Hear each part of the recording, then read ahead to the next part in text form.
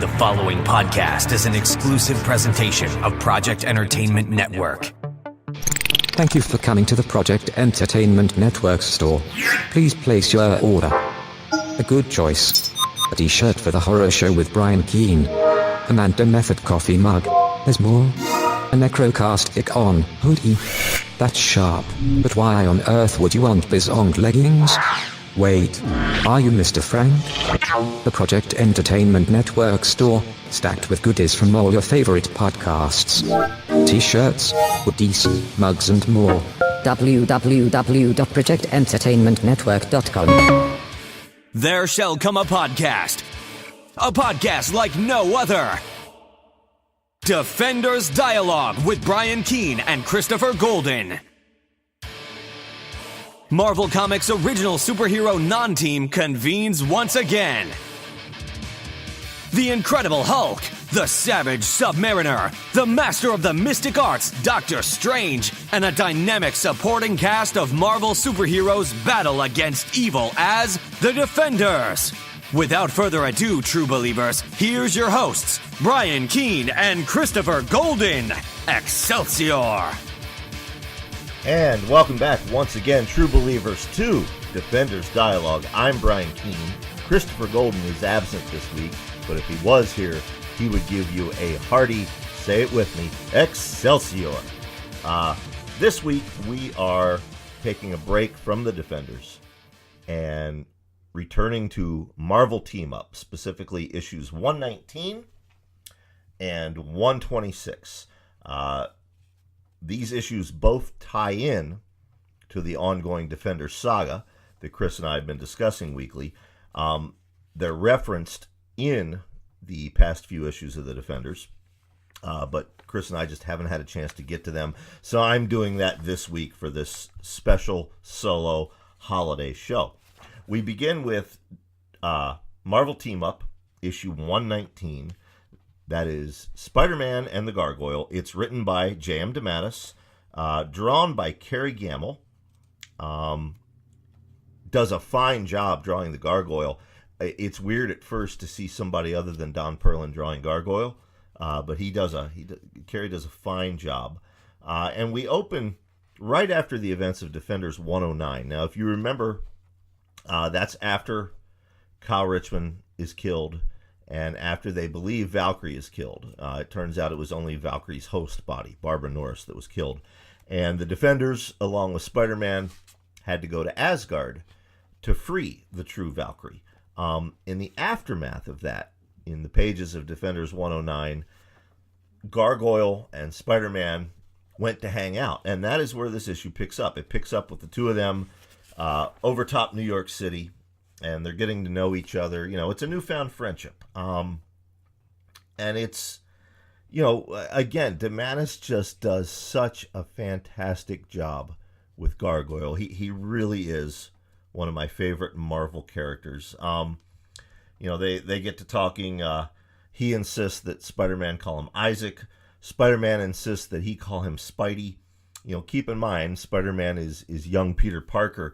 And Gargoyle even mentions that Spidey reminds him of his old buddy Buster Henderson, who we've seen in the pages of Defenders from World War I.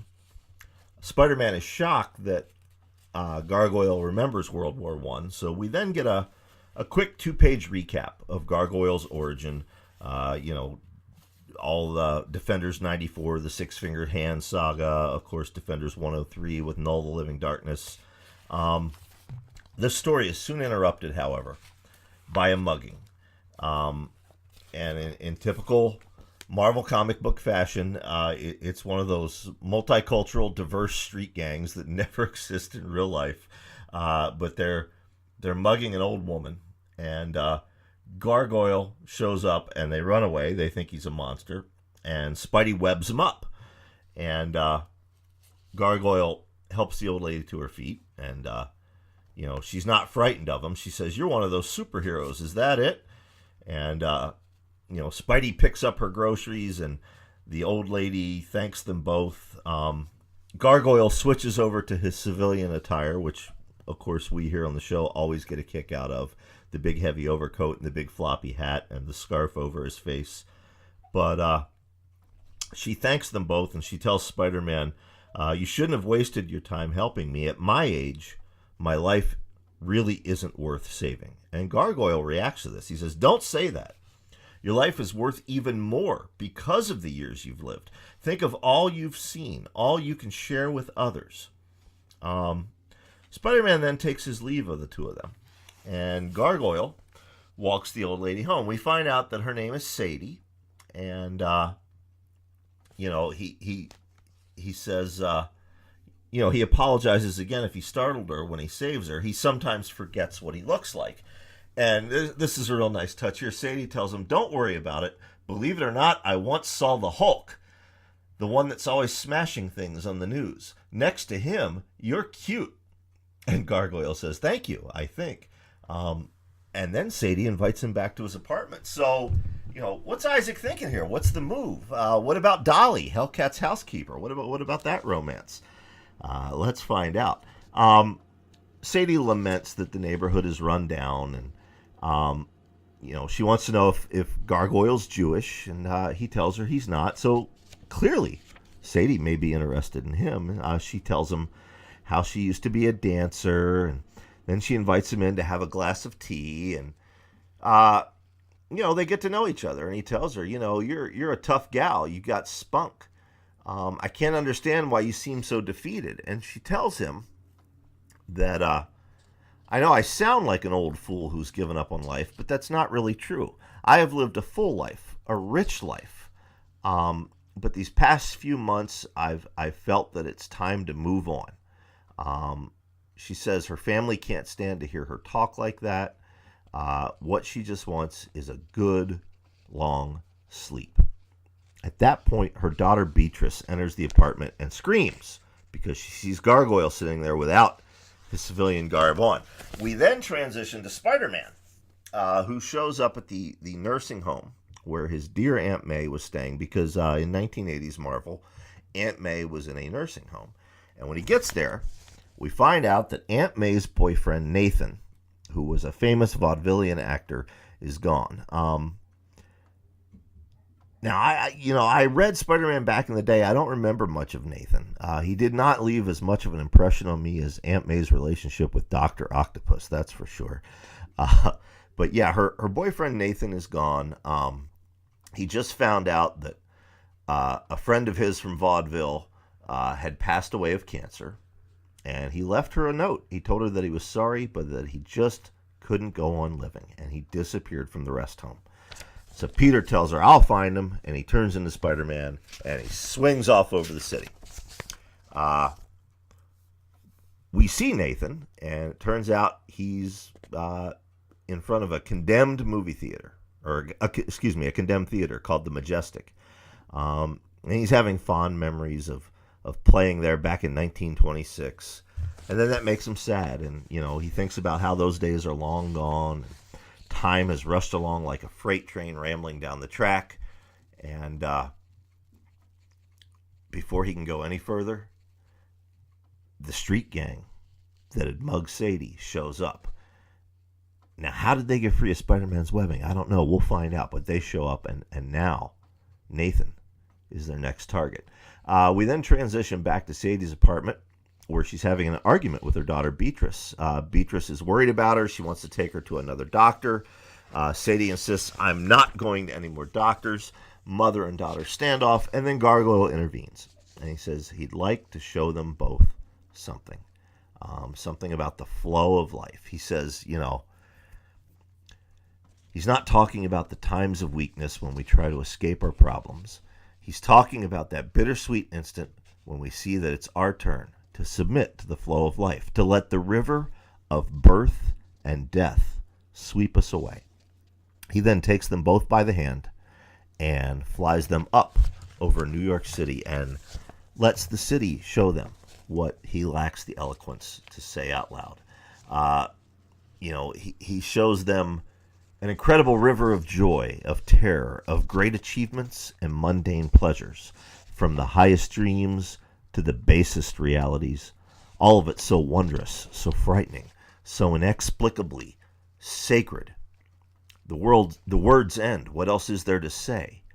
each in his own way. They understand. And then he flies them back to their apartment.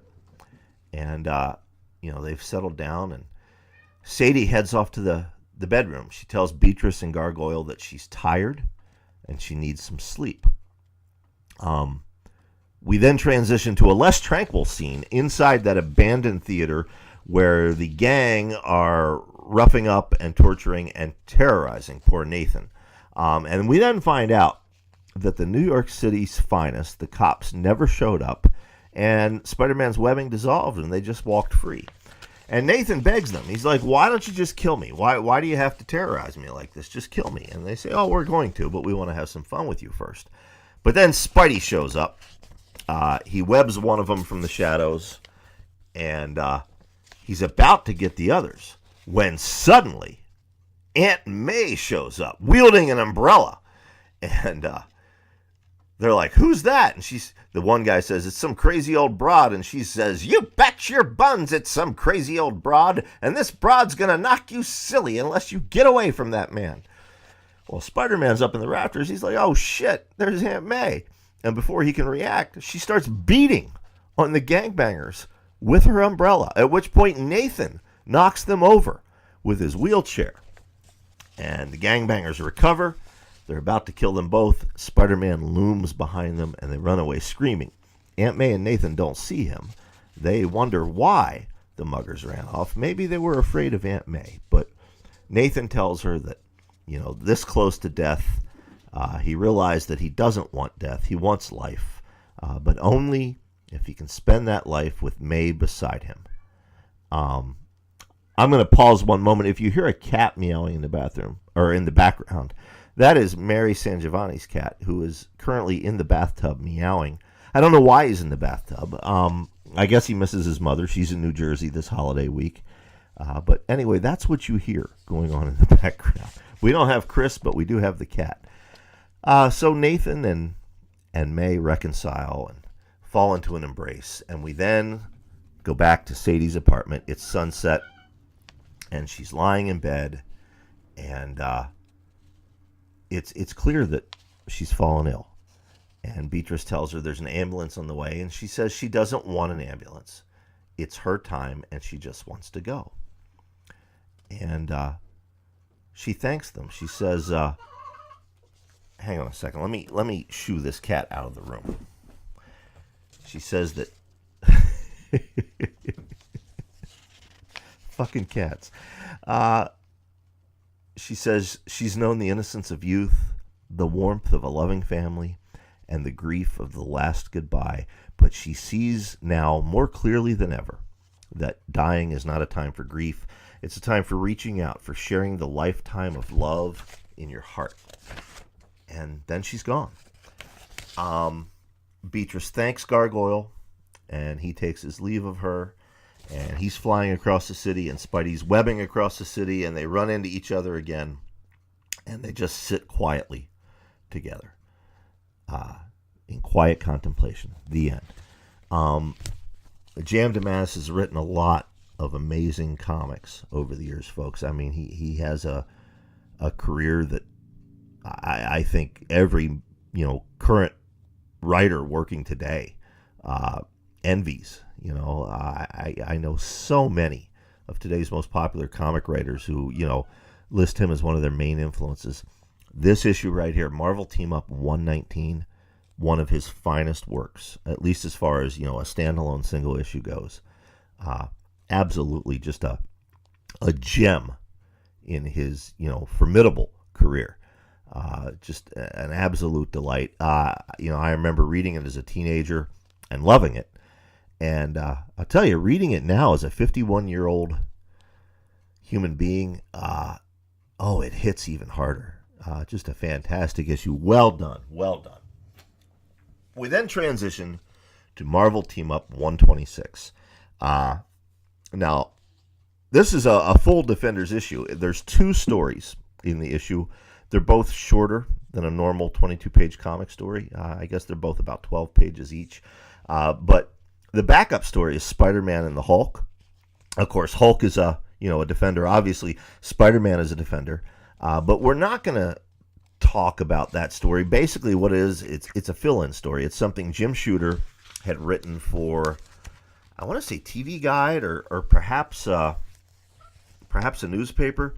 Oh yeah, it was a Sunday supplement in a newspaper.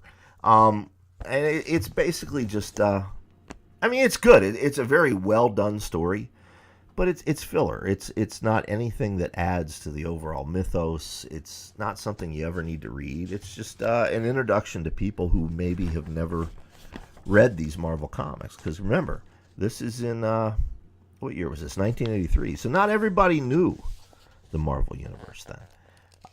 What we're going to focus on instead is the Power Man and Son of Satan story. That is written by J.M. DeMatteis, penciled by Bob Hall. It takes place immediately after Defenders 116.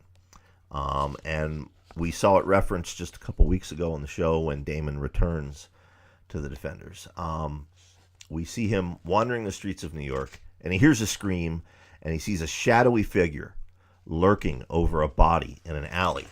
And when he confronts the figure, he realizes that it's Luke Cage. And what's wonderful here is, we get the setup, the typical Marvel formula of two superheroes meeting, and they have to have a misunderstanding, and they have to fight. It happens again and again and again.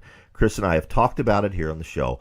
Well, what's great here is DeMatteis flips the script. He sets the stage, you look for the obligatory fight, and then all of a sudden, oh, hey, wait a minute, I know you, Luke Cage says.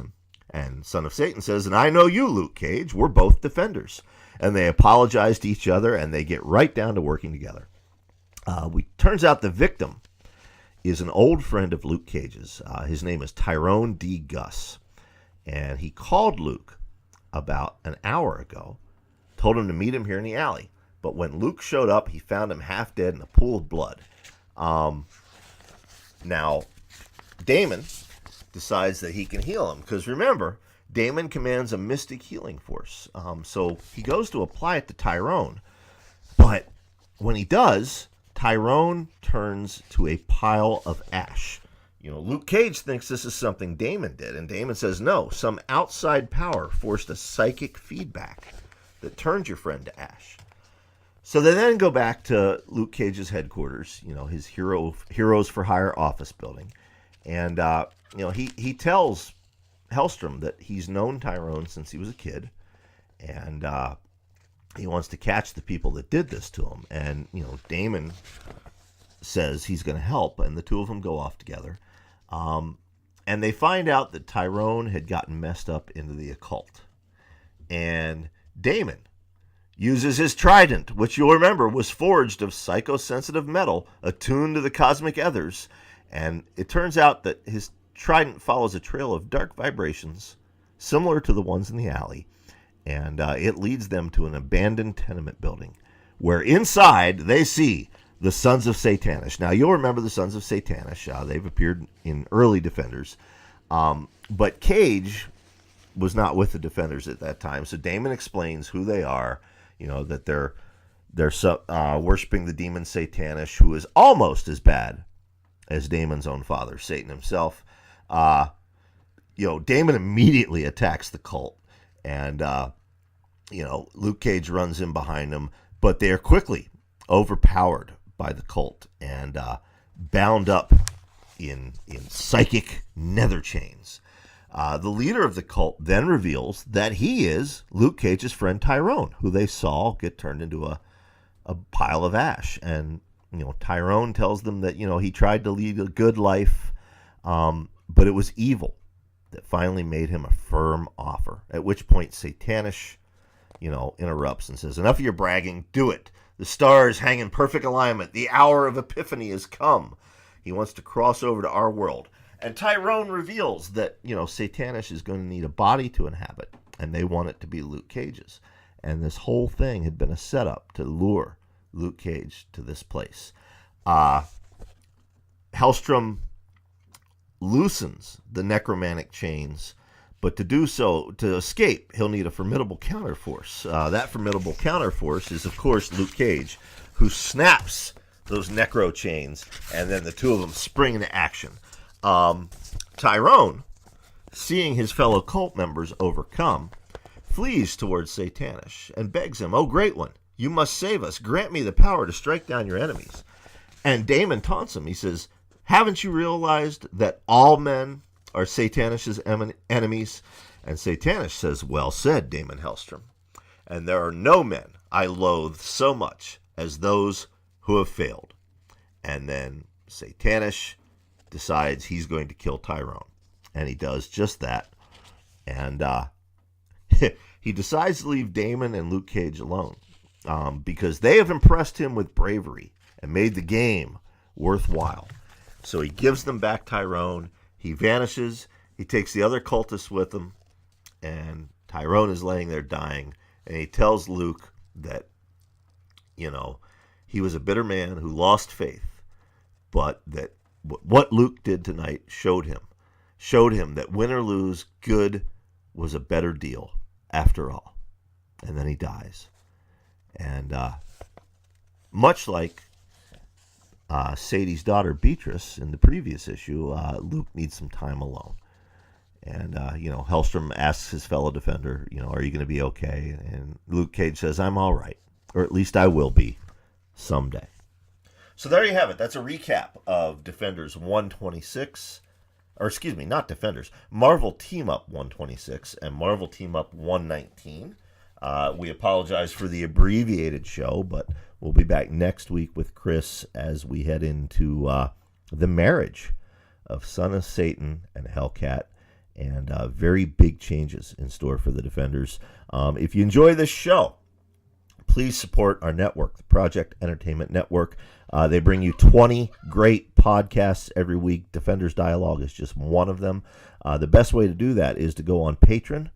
They're on there, Project Entertainment Network. If you can just give them $1 a month, that'll really help them out. If you enjoy the show, you might also enjoy the Horror Show with Brian Keene. That's something I host every week. Or Three Guys with Beards, which Chris hosts every week with Jim Moore and Jonathan Mayberry. Until next time, folks, Excelsior! True Believers. Brian Keene signing off. You're listening to American Top 40. More tragedy in the news today. Kim Kardashian has a new baby. What the hell? There's nothing good to listen to. Hey, wait, what's this? Anything moist. You gotta roll that out. See, it makes me do weird things. I don't like it. God damn it. I'd be going down on myself. Shit. Hey guys, it's Bill, Mick. Maya. And Junior. from the Unsupervised Podcast. Check us out every Thursday on the Project Entertainment Network. Take a break from the stress of the world and come have a laugh with or at us. Bill. My Favorite Story, a podcast author anthology featuring short fiction from the hosts of the Project Entertainment Network shows. Three Guys with Beards, Jim Moore, Jonathan Mayberry, and Chris Golden. Tom Clark from Necrocast, Ig Brian Keene of The Horror Show. Chuck Buda and Armand Rosamilia of The Mando Method. Mary San Giovanni of Cosmic Shenanigans. Jay Wilburn from Matters of Faith. John Urbansick of Ink Stains. Biz Ung's Mr. Frank. Available on Kindle and in paperback and through the Project Entertainment Network store. www.projectentertainmentnetwork.com. This has been an exclusive presentation of the Project Entertainment Network.